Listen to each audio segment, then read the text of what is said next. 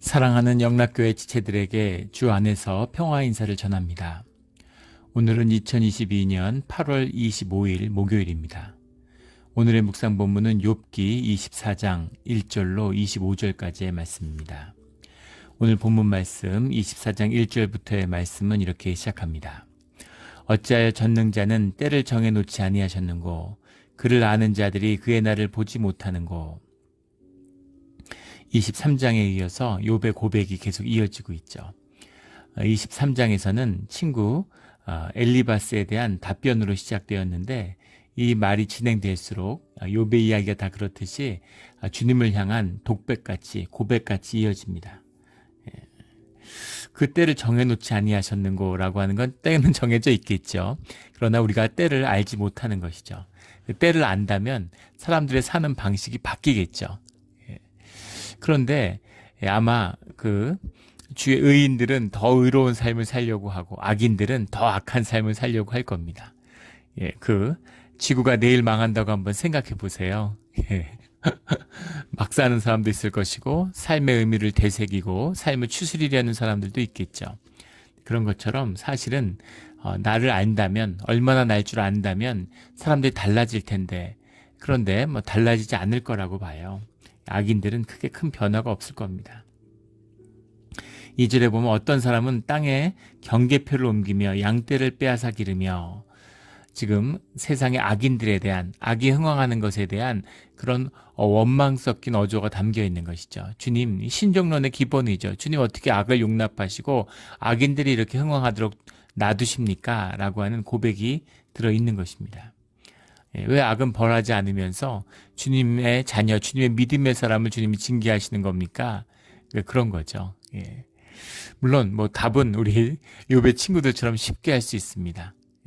부모가 사랑하니까 사랑하는 자식을 매질을 하고 회초리를 드는 것이지, 주의 자녀가 아닌 자에게 누가 회초리를 드는 부모가 어디 있느냐, 이렇게 얼마든지 얘기할 수 있겠지만 그걸 넘어서는 근본적인 깊은 의문이고 깊은 아픔이죠. 그런 아픔에 대한 깊은 숙고입니다. 정답을 몰라서 하는 얘기가 아니라 그 아픔의 깊이를 깊이 느끼는 것이죠. 2절에 어떤 사람은 땅에 경계표를 옮기며 라고 하는 이 말, 경계표를 옮긴다라는 것은 남의 땅을 빼앗는 것을 의미하는 거죠. 경계표라는 말이 그 돌덩이 같은 걸 가져다가 땅과 땅의 소유를 구분하는 것입니다. 땅이라는 것을 사람이 소유할 수 있다라고 하는 것이 굉장히 근대적인 사고방식이죠. 인간이 어떠한 사유체계, 세상을 바라보는 세계관을 가지고 있느냐에 따라서 세상은 완전히 다른 세상이 되는 거죠. 이것이 사람이 할 수 있는 인지혁명, 인지적인 인간의 놀라운 비밀입니다. 그런 게 있죠. 역사학자들이 이야기하는 개인주의라는 것은 근대 계몽주의의 산물이죠. 지금은 방을 혼자 쓰는 게 아주 자연스럽고 혼자 방을 써야 될 것 같은, 혼자 방을 안 쓰면 이상한 것 같은 그런 느낌이 듭니다. 그래서 웬만하면 부모들도 형편이 허락하는 한 애들이 있으면 애들 한 명당 방 하나씩을 줘야 된다고 생각하는 거죠. 중세 때만 해도 중세 유럽의 왕의 아들들도 혼자 방을 쓰지 않았다는 거예요. 큰 홀 같은데 같이 모여 잤다는 거죠. 혼자 방을 쓴다는 건 지금은 심지어 군대에 가도 옛날엔 내무반에다 모여 잤는데 그것이 이제 인권을 손상한다. 반인격적이다 이래가지고, 반인권적이다 이래가지고 요즘엔 동기끼리 방을 이렇게 따로 쓴다 그러더라고요. 3명씩, 2명씩 형편이 허락하는 대로. 미군 같은 경우는 혼자서 방을 쓴대요. 그게 이제 개인주의가 만들어낸 것입니다. 우리의 모든 관념이 사실은 세상을 지배하고 있는 것이죠. 중세 때는 왕의 아들도 방을 쓰지 않았어요. 방이 없어서가 아니라 혼자 자기 방을 쓴다는 생각 자체가 없는 겁니다. 그게 이상한 거죠. 그것처럼 개인이 땅을 소유한다, 이런 개념 자체가 없었던 겁니다. 왜냐하면 땅은 하나님의 것이기 때문인 거죠. 그런데 그 땅의 경계표라고 하는 것은 그 땅을 잠시 우리가 빌려서 쓰고 있는 거죠. 주님이 정해주신, 주님이 내 몫이라고 주신 거예요. 그래서 그것을 나중에 되돌리려고 하는, 근본적으로 주님께 온 것이기 때문에 희년 때 모든 땅의 소유가 바뀐 것을 다시 원래의 질서로 되돌리는 것이죠. 그런데 그것을 어기고 땅의 경계표를 옮겼다라는 건 대부분은 힘 있는 사람이 약한 사람들의 땅을 빼앗는 것이죠. 신명기 19장과 27장에 보면 이것이 주님의 저주를 받은 자들이다. 땅의 경계표를 옮기는 자들은 저주를 받은 자다라는 말씀을 분명히 전하고 있죠. 성경이 얘기하는 공의에 대한, 공의를 위반하는 불의의 핵심에는 힘 있는 자가 힘을 이용해서 약한 자를 괴롭히고 빼앗는 것입니다. 이건 지금도 마찬가지죠. 세상에서 늘 힘 있는 자들이 약한 자들을 약탈합니다. 지금은 안 그런 것 같지만, 지금 남의 걸 와서 뺏어가고 총들이 되고 칼들이 되고 뺏어가는 건 아니지만 지금도 똑같은 일이 벌어지고 있죠. 자산 인플레이션이 일어나고 계속 돈을 풀어가지고 자산 인플레가 일어나서 가진 자들은 재산이 막 부풀려지는 거죠. 미국에서 부자 1위부터 10위까지 10명을 합치면 밑에 있는 사람들의 70%의 재산을 합친 것보다 많다고 그러죠. 이 말이 됩니까? 세계에서 38명의 재산을 합치면 뭐 몇십억 명의 재산을 합친 것보다 많대요. 밑에서부터. 그런 세상에 살고 있습니다. 돈을 계속 푸니까 자산이 인플레가 걷잡을 수 없이 불어나는데, 그건 똑같은 의미로 그 가난한 사람들의 돈을 빼앗는 거죠. 월남국수가 10불에서 20불이 되면 없는 사람들은 재산이 가처분 소득이 절반으로 줄어드는 거잖아요. 지금 미국만 보더라도 지금 미국의 노동자들이 80년대보다 수입이 적다는 거잖아요. 가처분 소득으로 따져보면 실질 소득이 지난 40년간, 50년간 계속 줄어들고 있다는 겁니다. 점점 사람들이 가난해지고 있는 거예요. 뺏기고 있는데도 뺏기는지도 모르는 거죠. 점점 뺏는 방법이 고도화돼가지고 돈 풀고 정부에서 이러면 좋다고 그러는 겁니다. 돈 받았다고. 그러니까는 조삼모사처럼 원숭이들을 조련사가 대하듯이 그렇게 사람들을 농락하는 것이죠.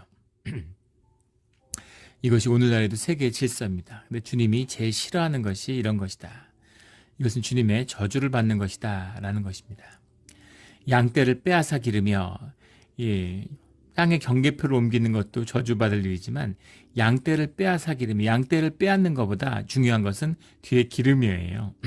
기르며라는 게 바이이루라는 말인데, 바이이루라는 말이 이제 방목하다 이런 뜻입니다. 이게 무슨 말이겠어요? 양떼를 무슨 빼앗아다가 잡아먹고 이런 게 아닙니다. 양떼를 빼앗아서 방목시키는 거예요. 양떼가 풀을 뜯는데 내 양인데 뺏어가지고는 그 풀밭에 그대로 풀었는데 이제부터 내 양이야 이렇게 되는 거죠. 그런데도 거기에 항의하거나 뭐라고 못하는 겁니다. 내 건데 어떡할래 뭐 이러는 거죠. 이런 거죠. 지금 그 남중국해에 보면 원래 그 무인도 섬들이 많이 있잖아요. 그런데 그런 섬들을 중국이 다 점령해갖고 거기다가 뭐 기지를 만들고 활주로를 만들어서 군사기지화하고 있어요. 그런데 아무 국제보상 연고도 없고 언제부터 중국 땅이었는지, 중국이 왜 중국 땅이라고 하는지 아무 근거가 없습니다. 근데 중국이 힘이 세지니까 그냥 내 건데 어쩔래 이러는 건데, 주변에 뭐 필리핀, 베트남, 뭐 말레이시아, 인도네시아 다 말을 못하는 거죠. 거기에 대해서 항해의 자유작전이다. 그리고 그나마 거기서 계속 그것에 저항하고 항의하는 목소리를 낼 수 있는 나라가 미국밖에 없는 거죠. 그게 현실입니다. 그런 거예요. 내 거다. 이러고 어느 날 갑자기 내 거라는 거죠. 너희들이 어쩔래 이러는데 아무도 말 못하는 거예요. 그걸 말하면 또 막 보복하고 이러니까 그런 거죠. 양떼를 빼앗아 기르며의 원뜻입니다. 빼앗은 것도 억울한데 빼앗아서 그걸 다시 풀밭에 놔놓고서 내 양이다라고 이야기하는 거죠. 그런데도 말을 못하는 이런 짓들이 세상에서 이루어지고 있다, 이런 이야기죠. 3절에 고아의 나귀를 몰아가며 과부의 소를 몰아 볼모 잡으며, 가난한 자들, 고아와 과부는 이제 불쌍하고 안 된 사람의 이제 그걸 표현하는 그 두 가지 상징적인 양대 산맥 같은 거잖아요. 고아의 나귀, 과부의 소를 볼모 잡아간다라는 건 가장 어려운 사람들을 핍박하는 그런 악인들의 모습인 거죠. 4절에 가난한 자를 길에서 몰아내나니 세상에서 학대받는 자가 다 스스로 숨는구나. 참 비극적인 이야기죠. 압제를 견딜 수가 없어서 세상을 등지고 산으로 도망가는 그런 모습입니다. 조선시대 때 기록에 보면 목민심서가 있죠. 다산 정약용 선생이 목민심서라고 그 아, 이런 관리가 가져야 할 이제 그런 것에 대한 이제 기본 덕목 같은 걸 쭉 쓴 책인데 거기에 보면 조선 말의 그 참상이 잘 드러나 있어요. 예, 정부는 세금을 거두면 세금을 걷어서 하니까 뭐 경제가 어렵거나 말거나 세금만 잘 거치면 되는 것이죠. 예, 세금이 남으면 안 되죠. 필요한 만큼만 걷어야 되는 것입니다. 근데 세금을 한국도 보세요. 세금이 막 수십 조씩 걷어들입니다. 남아 돌아요. 미국은 세금이 없으면 안 써야죠. 근데 세금이 없는데 돈을 막 찍어서 쓰는 겁니다. 예, 국채를 막 찍고 그 국채를 그 중앙은행이 FRB가 사들이고 일본도 그렇고 다 마찬가지지. 뭐 하는 짓입니까? 눈 가리고 아웅하는 것이죠. 돈 찍어 쓰는 거하고 뭐가 달라요? 예, 그런 식으로 국민의 돈을 약탈하는 거죠. 경제는 계속 침체되고 사람들은 점점 가난해지는 거죠. 하물며 조선시대는 어땠겠습니까? 그냥 있는 대로 약탈하는 거죠. 거기 보면 소나무가 있는데 소나무가 목재로서 귀하잖아요. 집을 짓는 귀한 목재고 또 소나무에서 그 송진이 나오죠. 그 진액이 나옵니다. 그걸로도 또 이제 농민들이 돈을 벌으니까 소나무가 있으면 소나무에다가 세금을 매기는 거예요. 마을에. 예. 마을에 소나무 숫자대로 세금을 매기는 이야기가 나옵니다. 그러니까 사람들이 전부 다 소나무가 있으면 예, 소나무를 세금을 처음 매기는데 뭐 무슨 500년짜리 묵은 뭐 예, 1000년 묵은 소나무가 있다. 뭐 이러면 거기다 세금을 매기는 건 그래도 조금의 합리성은 있겠죠. 근데 그게 아니라 소나무만 있으면 매기는 거예요. 그러니까 소나무가 솔방울 떨어져서 소나무에 씨가 나오면 조그만 나무인데 3년 5년 된 아무짝에도 쓸모없는 나무인데도 세금을 매기는 겁니다. 그러니까 소나무만 보면 족족 농민들이 전부 다 소나무를 잘라낸다는 거죠. 다 버리는 거예요. 소나무가 자라야 득이 되는데 소나무란 소나무는 다 없애는 거죠. 예. 벌통을 산에다 놓으면 좋잖아요. 예. 벌을 키우면. 근데 벌통을 다 갖다 없애는 겁니다. 예. 벌통만 있으면 세금을 매기니까. 그렇게 되는 거죠. 경제가 점점 침체되어 가는 겁니다. 그래도 정부는 뭐 돈 쓰니까 좋다고 그러는 거죠. 우리 제3세계 나라들 그게 심해지면 어떻게 되는가 하는 걸 보여주는 거죠. 사람에게 인두세를 매겼는데 나중에 죽은 사람한테도 아기가 태어나면 태어난 아기한테도 세금을 매기는 거예요. 원래는 성인 남자한테 매기던 건데 그것이 사람들을 학대하는 게 되는 거죠. 그러니까 견디다 못해서 전부 다 도망을 가는 스스로 숨는구나라는 뜻이죠.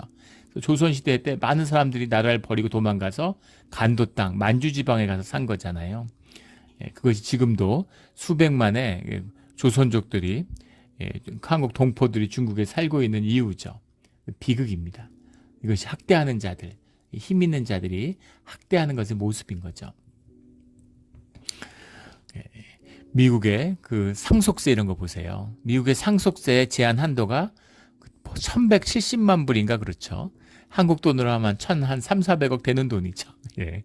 1,300~400억을 자녀에게 줘도 그것도 건당입니다. 예. 자식마다 줄 수 있어요. 그런데도 세금을 안 냅니다. 전혀. 그런데 그 세금을 없애야 된다고 하는 주장들이 계속 나오죠. 예. 미국에서 자녀에게 100 몇십억 이상을 그거보다 넘는 돈을 유산으로 줄 수 있는 사람이 몇이나 되겠습니까? 예. 그런데도 그걸 나누려는 생각은 전혀 안 하는 거죠. 예. 그것이 세상의 악이고 인간의 악의 본질적인 부분입니다. 5절에 보면 그들은 거친 광야의 들나귀 같아서 나가서 일하며 먹을 것을 부지런히 구하니 빈들이 그들의 자식을 위하여 그에게 음식을 내는구나. 그래서 우리 말로 이렇게 읽어서 조금 이상하다는 느낌이 들면 원문을 찾아봐야죠. 이렇게 그걸 굉장히 의역을 했어요. 빈들이 자식을 위하여 음식을 내는구나. 문학적인 표현을 했는데 원문은 아라바흐로우 레헴 라너아림이라는 말입니다. 아라바흐라는 말은 이제 와일드니스, 여기 빈들이라고 해석했는데 그런 뜻도 되지만 밤이라는 뜻도 됩니다. 나잇이라는 뜻도 돼요. 로우라는 건 이제 뭐 for them, 그들이죠. 그 사람들. 그리고 레헴이라는 건 음식입니다. 푸드죠. 라너아림이라는 게 이제 아이들을 위해서 이런 말입니다. 그래서 이걸 문자대로 해석을 하면 그들은 밤 늦게까지 아이들을 위해 일한다 이런 말입니다. 빈들이 무슨 그에게 음식을 내는구나 뭐 이렇게 해석할 필요가 없는 거죠. 거친 광야에서 들나귀처럼 밤늦게까지 일을 하는 거예요. 고달픈 삶 이런 것을 이야기하는 거죠. 7절에 의복이 없어 벗은 몸으로 밥을 지내며 추워도 덮을 것이 없으며 8절에 산중에서 만난 소나기에 젖으며 가릴 것이 없어 바위를 안고 있느니라. 이건 완전히 직역을 했는데 원문 자체가 바위를 끌어안는다라는 뜻입니다. 그래서 낮에 바위가 덮여졌으니까 몸을 덮이기 위해서 바위를 끌어안나 이제 이런 생각도 들긴 하는데, 그런 의미보다는 바위 틈 사이에서 바위 밑에 숨어서 산다. 바위 밑에 이제 숨는 거죠. 우리 한국에서는 거지들이 다리 밑에 있다 산다. 옛날에 거지들이 다리 밑에서 이렇게 모여 살았잖아요. 다리라는 것이 이제 비를 피해주기 때문이죠. 미국에서는 그 홈리스들이 다리 밑이나 이런 그 도로 밑에 있죠. 다리 밑에 있으면 이제 햇빛을 피할 수 있다라는 장점이 있고, 왜 다 고속도로 밑에 있을까? 늘 신기했는데, 법적으로 고속도로는 연방의 자산이기 때문에 지방 정부의 경찰들이 그걸 쫓아내지 못한다 그래요. 연방 경찰이 뭐 그거 쫓아내러 주마다 다닐 일도 없겠지. 그런 행정력도 안 될 거고, 그런 얘기를 들었는데, 그런 가난한 자들이 피할 것이 없는 자들이 피하는 것, 그것이 이제 바위 틈인 거죠. 12절에 성중에 죽어가는 사람들이 신음하며 상한 자가 부르짖으나 하나님이 그들의 참상을 보지 아니하시느니라. 사람들의 그 비참한 모습들, 그 어려운 모습들, 근데 이런 왜 비참한 모습들, 이런 힘 있는 자들이 가난한 자를 고통스럽게 하는 이 모습들을 주님이 그대로 두고 보십니까? 라는 거죠. 하나님이 그들의 참상을 보지 아니하시느니라. 참상이라고 하는 말에 의미가 있는데 두 가지 의미가 다 돼요. 하나는 이걸 티플라라는 말인데, 티플라라고 전해지는 원본도 있고 테필라라고 전해지는 원본도 있습니다. 티플라라고 하는 것은 타페엘이라는 말에서 온 말이죠. 타페엘이라는 말은 테이스틸리스, 맛이 없다, 맛이 간 이런 뜻인데, 전통적으로 어리석은 짓을 말하는 겁니다. 어리석다라고 하는 말은 단순한 어리석음이 아니라 배교의 의미가 들어있어요. 하나님의 뜻을 모르고 하나님이 계시는 걸 모르기 때문에 저지르는 어리석은 짓. 우리 옛말에도 너희들이 하늘 무서운 줄 몰라 이런 말 하잖아요.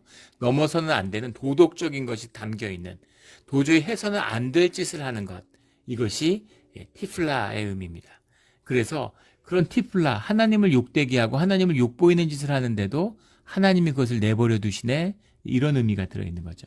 다른 의미는 티플라가 아니라 테필라로 본, 테필라는 기도죠.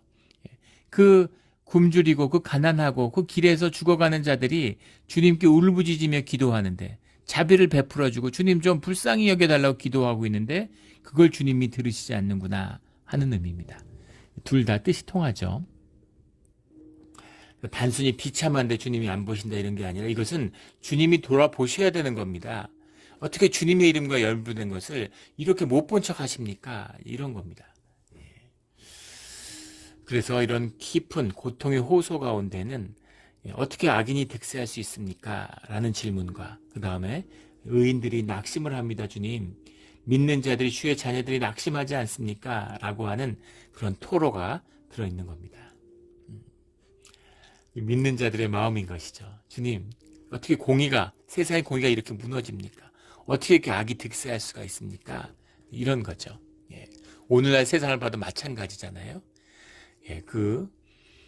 중국 같은 거 보십시오. 시진핑 같은 그런 극악한 독재자가 나와서 지금 중국이 대만같이 될 줄 알았던 거 아니에요? 세계가. 잘 살게 되면 좀 나아지겠지 하는데 점점 더 악해지는 거죠.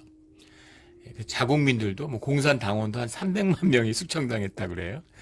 그리고 그 위구르 같은 데 있는 사람들이 100만 명 이상이 지금 강제 수용소에 이렇게 갇혀 있고 강제 노동을 하고, 그런데 점점 더 승승장구하는 것처럼 보이죠. 푸틴 같은 마피아들이, 범죄자들이, 마피아 크롭토스라고 그러나요? 정치학의 용어가 새로 있던데, 범죄자들이 국가 권력을 탈취하는 그런 드문 예죠. 그래서 범죄자들, 마피아들이 세상을 지배해요. 러시아 같은 나라인데 그 중에 제일 나쁜 놈이 대통령을 하고 있는 거죠. 그래가지고 멀쩡한 다른 나라에 침략해가지고 사람들을 막 죽이고 다 때려 부시고 핵탄두 들고 세상을 위협하고, 세상에 이런 불의가 판치는데 주님 어떻게 이런 거에 침묵하십니까? 수백만 명이 자기 동네를 잃고 마을을 잃고, 그래서 텐트 같은 데 살고 있는데 주님 왜 침묵하십니까? 오늘날 우리의 호소와도 맥을 닫고 있는 것입니다. 13절에 또 광명을 배반하는 사람들은 이러하니 그들은 그 도리를 알지 못하며 그 길에 머물지 아니하는 자라. 광명을 배반하는 자들을 빛이라는 것도 빛이라는 것이 도덕적인 기준을 얘기할 수도 있고 또 세상의 밝은 원칙, 어두움 속에서 행한다고 하는 그런 상징적인 의미를 가질 수도 있습니다. 그런데 세상의 빛이 주님이시잖아요. 그 주님의 뜻을 어기고 사는 사람들, 앞에 나오는 그 참상과 통하는 단어죠. 그런 자들 왜 그냥 두십니까? 이런 겁니다. 13절부터 17절까지는 악인들의 이야기를 하고 있는 거예요. 14절에는 가난한 자를 죽이고 살인하는 자들 6계명을 어긴 자들이죠. 15절에 간음하는 자들 7계명을 어기는 자들이잖아요. 15절에 재미있는 건 가난한 자의 눈은 저물기를 바라며 아무의 눈도 나를 보지 못하리라 하고 얼굴을 가리며 간음하는 자들이 낮에 돌아다니지 않겠죠. 사람들의 눈을 피해야 되니까 밤에 다닌다는 거죠. 이 범죄자들이 밤을 좋아하잖아요. 얼굴을 가리며라는 말이 세테르라는 말인데 세테르라는 말이 이제 사타르라는 말에서 왔어요. 베일을 말하는 겁니다. 베일을 말하는 건데 사타를 가리다 이제 숨기다 이제 이런 말이죠. 그런데 이 얼굴을 가리는 것이 사실은 이 유대인들 소아시아의 풍습이죠. 팔레스타인의 풍습입니다. 그래서 이제 결혼한 유부녀들은 얼굴을 가렸다는 거죠. 이게 사실은 전해져서 이슬람에도 이제 얼굴을 가려라. 그 사도 바울이 여성들은 그 기도처에서 머리를 가리라고 하는 그 얘기가 사실은 유대인들이 이제 그 디아스포라 유대인들이 그리스의 풍습을 받아서 얼굴을 안 가리는구나. 이제 이것을 질책한 것이다. 뭐 이렇게 해석하는 사람도 있죠.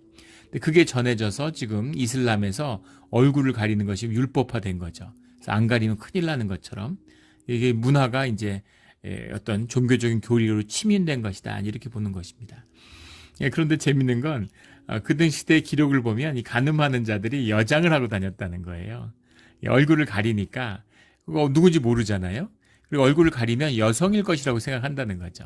남자들이 바람피러 가는데 보통 남자가 여자 집을 찾아가지 여자가 남자 집을 찾아가는 일은 드물었겠죠.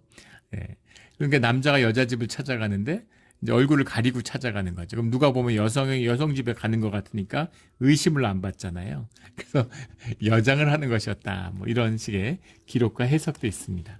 재미있는 해석이죠. 바람을 피려고 여장을 하고 다닌다니. 16절에 집을 뚫는 자라는 거 8계명이죠. 도둑질하는 자들입니다. 그런 자들의 범죄가 끊이지 않습니다라는 거죠. 17절에 그들은 아침을 죽음의 그늘같이 여기고 죽음의 그늘의 두려움을 알미니라. 이것도 살짝 그 뉘앙스가 죽음의 그늘이라는 게 살마에트 이런 말인데 살마에트라는 걸 죽음의 그늘 뭐 이렇게 해석해도 되는데 흑암, 어두움이란 말입니다. 아침을 어두움같이 한다 이 말이에요. 이 말에는 죽음의 그늘의 두려움을 안다라고 해석해서 마치 스스로 어떤 양심의 가책이나 그런 의미 같은 뉘앙스를 두고 있는데 밝은 날을 두려워하고 어두운 날을 좋아한다 이런 얘기입니다. 범죄자들의 속성이죠. 그런데 그들이 하는 일들은 18절에 결국은 하나님의 징계를 받고 말 거야 라는 선포가 들어있는 겁니다. 18절에 보면 그들은 물 위에 빨리 흘러가고 그들의 소유는 세상의 저주를 받나니 그들이 다시는 포도원길로 다니지 못할 것이라. 그 이유는 19절에 수월이 범죄자에게도 그와 같이 하느니라. 가뭄과 더위가 눈 녹은 물을 곧 빼앗는다니 아무리 물이 흘러도 가뭄과 더위가 온 물이 마르는 것처럼 수월이라고 하는 건 죽음이죠. 죽음이 그들을 기다리고 있다. 이 세상에서 잠깐 잘 된다고 해도 그게 다가 아니라 끝나고 나면 심판이 기다리고 있다라는 거죠. 22절에 그러나 하나님의 그의 능력으로 강포한 자들을 끌어내시나니 일어나는 자는 있어도 살아남을 확신은 없으리라. 끌어내신다 이렇게 해석을 했는데 마샤크라는 말인데 이 마샤크라는 말은 이제 연장하다라는 뜻도 있습니다. 하나님의 능력으로 강포한 자들을 연장한다라는 말은 뭐냐면 그들이 세상에서 악을 행하고도 여전히 멀쩡할 수 있는 건 하나님이 그렇게 놔두시기 때문이라는 거죠. 일어난 자는 있어도 살아남을 확신은 없으리라. 일어나는 자라는 말이 야쿠움이라는 말인데 일어난다라는 뜻도 있습니다. 근데 거기는 저항한다, 맞서다 이런 뜻이 들어있죠. 맞서는 자는 있어도 하나님의 뜻 가운데 맞서는 그걸 거스르는 자들은 있을 수 있겠지만 그들은 살아남을 수 없다라는 거죠.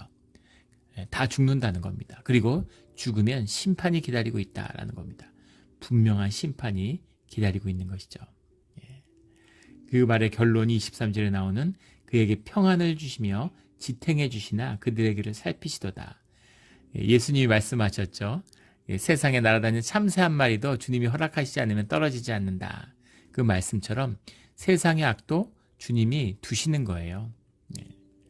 주님이 그냥 용납해 주시는 겁니다. 그런데 그 뜻이 있다는 거죠.